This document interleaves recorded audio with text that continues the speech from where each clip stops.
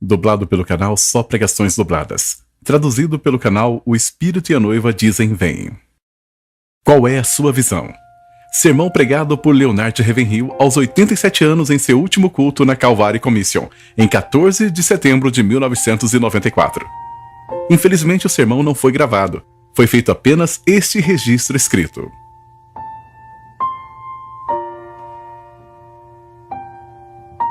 Vamos ver o que Paulo tinha a dizer sobre o ministério em 2 Coríntios 6, de 3 a 8. Não dando nós escândalo em coisa alguma, para que o nosso ministério não seja censurado.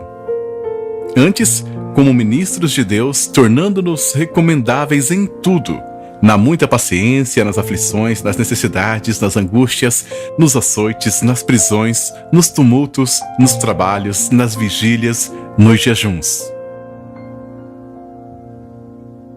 Na pureza, na ciência, na longanimidade, na benignidade, no Espírito Santo, no amor não fingido. Na palavra da verdade, no poder de Deus, pelas armas da justiça, à direita e à esquerda. Por honra e por desonra, por infâmia e por boa fama, como enganadores e sendo verdadeiros. Esta palavra pode não parecer muito relevante para nós, mas eu não deixo um dia passar sem orar por meu irmão oprimido na Bósnia. Quantos jovens morreram lá? Nos últimos 2 ou 3 anos, morte de mártires. Como é fácil sentar-se, bater palmas, tocar os pés e cantar. Minha esperança está firmada em nada menos do que no sangue e a justiça de Jesus. Mas e quando você chega à terceira estrofe? Quando toda a minha alma cede.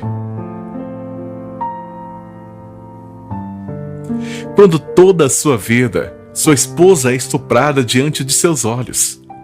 Você não tem vida, não tem igreja, tudo se vai, você é arrastado pela cidade. Isso é o que está acontecendo lá agora, mesmo enquanto estamos aqui. Eu não acho que valorizamos nossos privilégios como deveríamos. Paulo fala sobre remir o tempo, aproveitar as oportunidades, das coisas que desperdiçamos. Certamente perdemos muito tempo.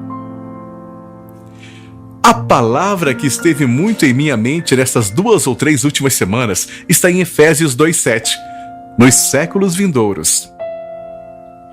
Quantas vezes pregamos sobre isso? Acho que há um perigo em algo que eu chamo de o perigo do imediato. Estamos vivendo no tempo do imediato. Vivemos nisso tanto quanto os outros homens. Não devemos. Devemos viver como homens marcados para a eternidade, nos séculos vindouros. Olhe para Elias. Elias foi ordenado a se esconder na caverna. Ele ficou lá por 3 anos. A maioria de nós não pode ficar 3 horas sem ligar um rádio ou a TV. Tente 3 dias, tente 3 semanas, se desligando de tudo externo, de tudo mundano que foi rotulado e envenenado pelos sistemas mundanos. Precisamos refletir e consertar as coisas. Hebreus 11 me diz que Moisés suportou ver aquele que é invisível. Paulo nos diz que as coisas que são vistas são temporais e as que não são vistas são eternas. Precisamos ter cuidado em viver no visível o tempo todo. Valores visíveis, a durabilidade das coisas que são apenas por um tempo. Pense em Moisés, quando ele esteve atrás do deserto, não por 4 dias, nem por 40 dias, mas por 40 anos, 1/3 da sua vida. Havia um preço por sua cabeça depois de ter sido expulso da maior família real do mundo. Ele já não tinha 7 refeições diárias. Ele morava no lado de trás do deserto. Você acha que ele pensou algum dia que estaria no Monte da Transfiguração com Jesus e Elias? Ele conseguiu ver aquele que é o Cristo invisível. E o que ele fez? Ele considerou o opróbrio de Cristo, não o reino de Cristo, o opróbrio de Cristo, maiores riquezas do que os tesouros do Egito. Será que ele o viu vindo nas nuvens? Será que ele viu pela fé que iria estar no Monte da Transfiguração? Será que ele foi mais longe até o fim dos tempos, quando uma multidão que ninguém pode contar de cada tribo, raça e língua cantará a canção de Moisés e do Cordeiro? Vivemos muito neste mundo. Nós somos terrenos.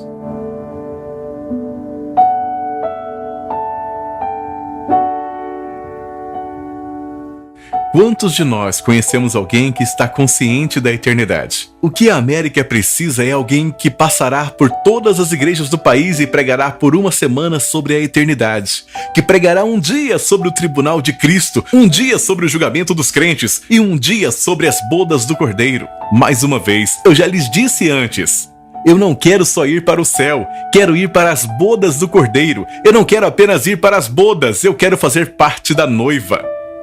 As últimas palavras de Jesus não foram ide por todo mundo e pregai o evangelho. Isso foi para os 11 discípulos. As últimas palavras de Jesus estão em Apocalipse. Arrepende-te, arrepende-te, arrepende-te.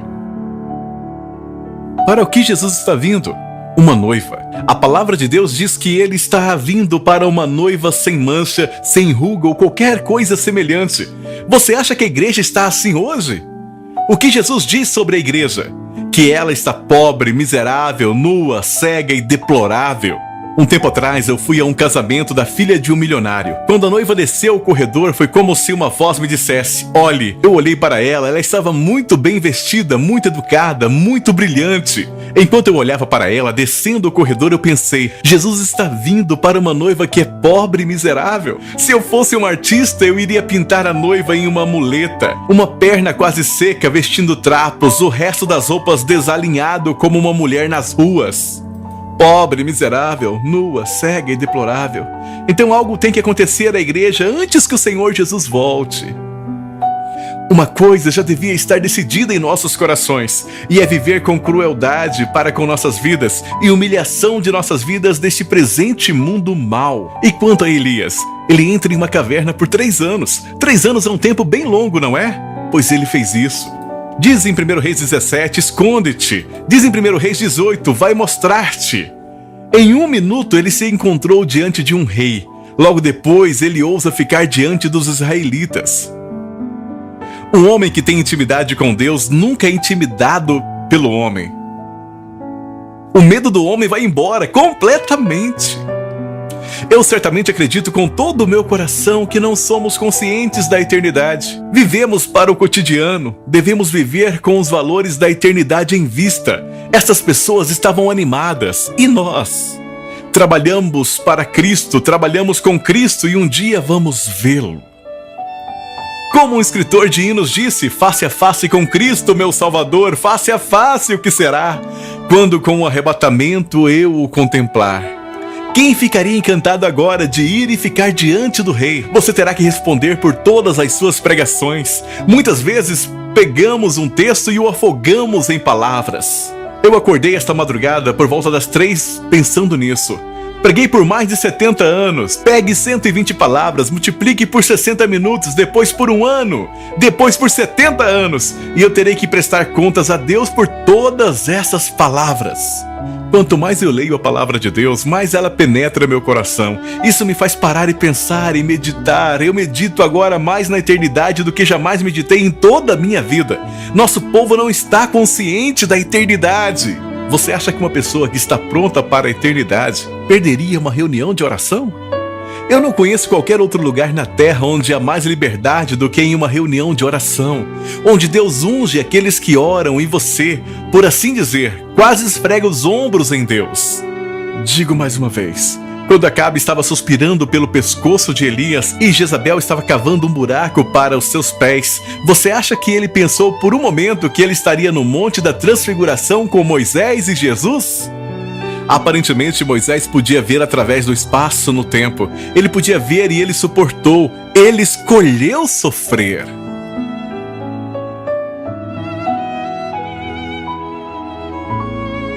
Imagine que você tivesse 20 ou 30 anos na Bósnia ou em um desses países hoje. Você não teria uma casa para ir para casa.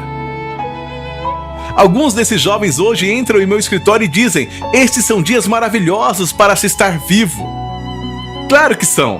Você sai de uma casa com ar-condicionado, entra num carro com ar-condicionado, vai para uma igreja com ar-condicionado, onde você recolhe uma copiosa oferta e vai para casa para se alegrar no Senhor. E aqueles que não recebem nada?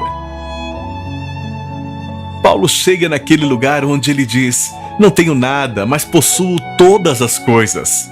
Paulo passa por todo tipo de limpeza. Ele não encerrou em Romanos 7, o pecado que habita em mim. Ele terminou em Gálatas 2:20. Não vivo eu, mas Cristo vive em mim. Ele não encerrou em Romanos 7, o pecado que habita em mim. Ele terminou em Gálatas 2:20. Não vivo eu, mas Cristo vive em mim. Este é o melhor da vida cristã. Não me importa quantas línguas falamos ou quantos milagres realizamos. Novamente, a palavra de Deus diz: Cristo vive em mim. A vida que agora vivo neste corpo mortal é controlada por Cristo.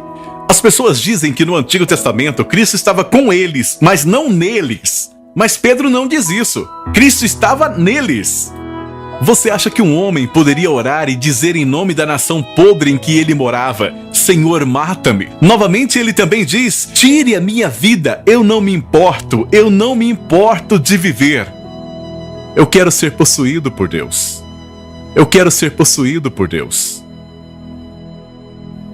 Claro, alguns dizem que isso é fanatismo.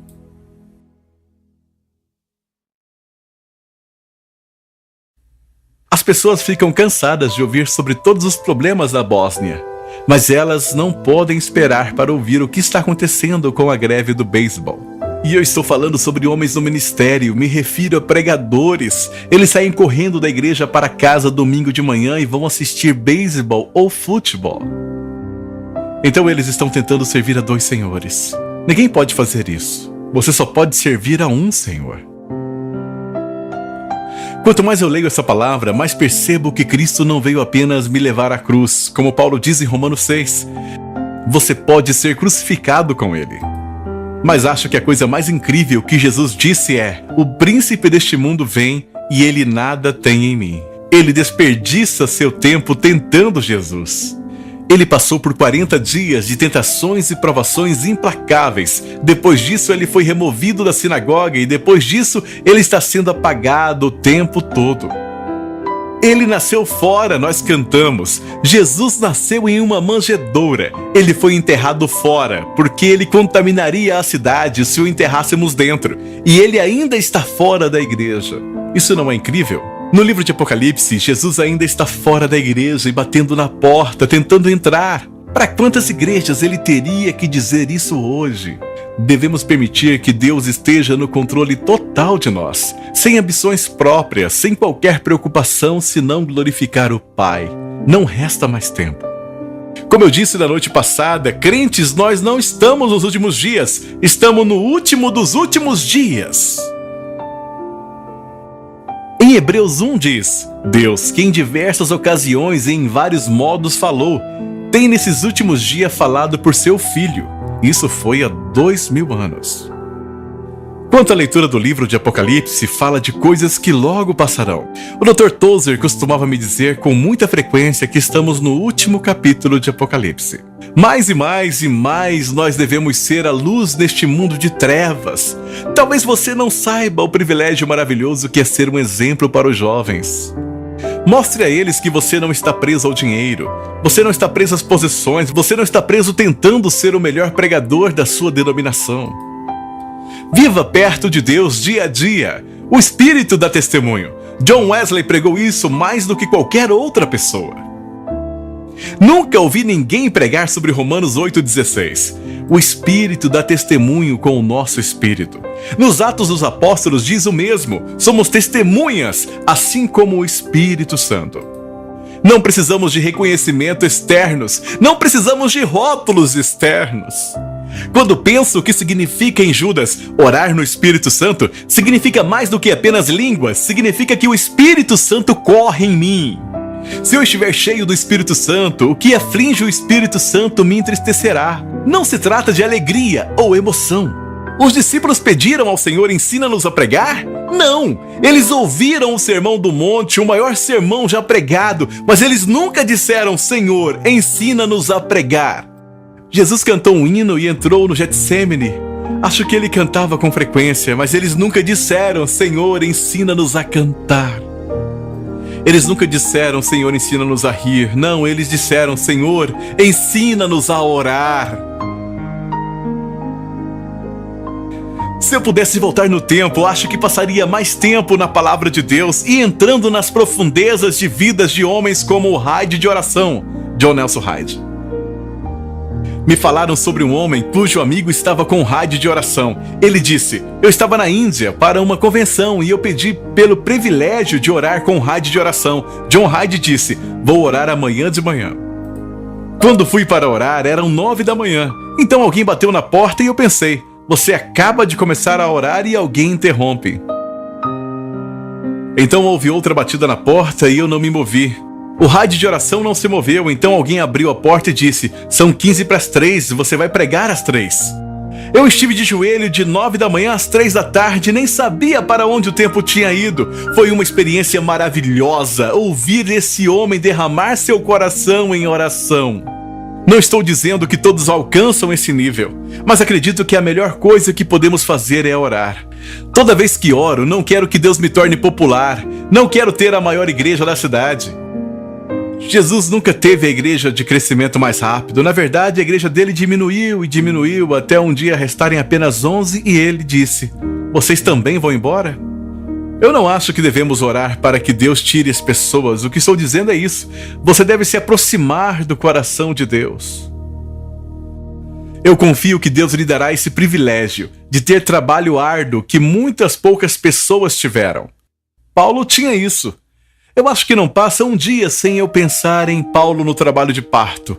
Olhe para a sua base teológica. Olhe para a Epístola dos Romanos, olhe sua Epístola aos Efésios, e no entanto, com tudo isso, ele ainda ansiava para chegar perto do coração de Deus. Pois eu até desejaria ser amaldiçoado, minha própria morte. Eu não acho que você tenha que morrer a morte de um mártir para ser um mártir. Você pode ser um sacrifício vivo. Você pode morrer para as vantagens, você pode morrer para as tentações, você pode morrer para os privilégios. Você pode morrer para todas aquelas coisas que não melhoram sua vida espiritual, que não somam a visão espiritual, que não se somam à compreensão espiritual. Quando Deus trabalha em mim, Ele é tão diferente do conceito teológico que eu tive um dia. Não viva no imediato. Lembre-se, Moisés viu Jesus à distância.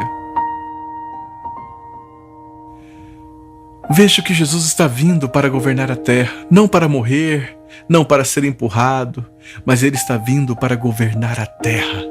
A palavra de Deus diz que pelo menos alguns irão reinar com Ele. Quem? Quem vai reinar com Ele? Os vencedores, vencendo a tentação, vencendo o mundo, vencendo nossos próprios desejos, sendo completamente controlados por Deus. Agradeço a Deus pelo que Ele fez na minha vida. Ele não parou e Ele não vai parar. A palavra de Deus diz: todos compareceremos diante do tribunal de Cristo, e o juiz de toda a terra não fará o certo. Isso vai ser horrível, mas se eu não acreditasse, acho que eu ficaria louco. Quem vai dar conta de todo o massacre sangrento na Ruanda hoje? Todas as guerras da terra, todos os generais, os reis da Inglaterra, os presidentes dos Estados Unidos estarão diante de Deus, quando Ele irá tirar todas as máscaras e descobrir tudo. Todo mundo, todos os pregadores estarão diante de Deus. Este é o dia da avaliação final. Eu quero viver com os valores da eternidade em vista. Se nós julgarmos à luz da palavra de Deus, não precisamos temer o julgamento. Se caminharmos na luz como Ele está na luz, é tudo o que Ele nos pede para caminhar na luz. E isso é o que eu desejo. Que vocês tenham mais visão do que eu já tive, mais poder do que eu já tive, mais compreensão do que eu já tive. Deus nos ajude, esse é o período mais difícil da história humana. Nunca houve tantas nações de cabeça para baixo. O mundo está como um navio apanhado em uma tempestade, não tem âncora, não tem bússola, não tem gráfico. Eu acredito, irmãos, que vocês viverão para ver muitos de Washington implorando a Igreja de Jesus Cristo para trazer libertação. Eles ignorarão isso, rirão disso, eles desprezarão isso, mas eles chegarão a um lugar que ficarão tão desamparados politicamente, tão indefesos financeiramente, tão desamparados moralmente que terão que invocar a Deus. Ele é a única resposta certa. Uma coisa que me impressiona quando estudo a vida de Noé é que não há menção à sua vida de oração. Mas quando eu venho a Ezequiel 14, os 3 homens mais justos que já viveram, Noé é um deles, Jó é outro e Daniel. Que orações impressionantes eles ofereceram, mas chegará um momento em que Deus não vai te ouvir mais. Um colega me disse: acabei de terminar os 3 anos do seminário. Eu perguntei a ele: alguém pregou um sermão sobre a eternidade? Não. Você ouviu algum sermão sobre o tribunal de Cristo? Não. Alguém pregou um sermão sobre a noiva de Cristo? Não. O homem explodiu em lágrimas. Eu disse: em nome de Deus, por que você vai ao seminário? Para aprender a enterrar os mortos?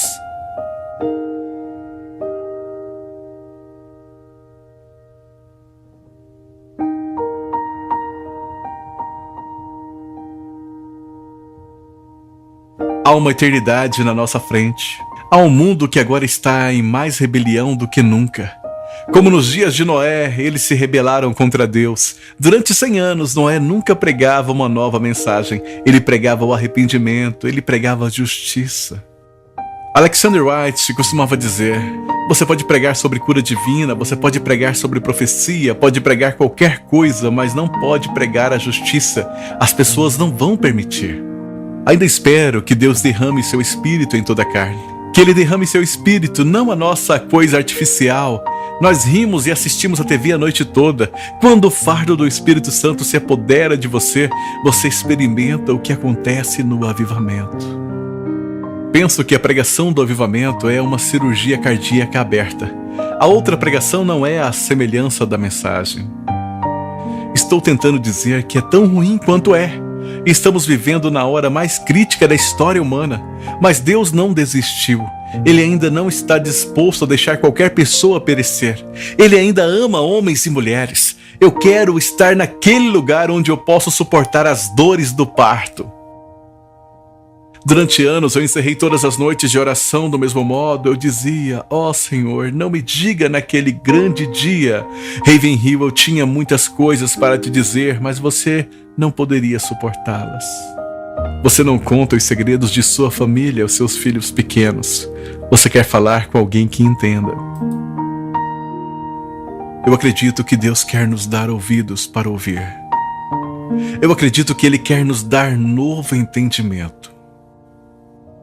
Eu acredito que Ele quer nos dar nova revelação.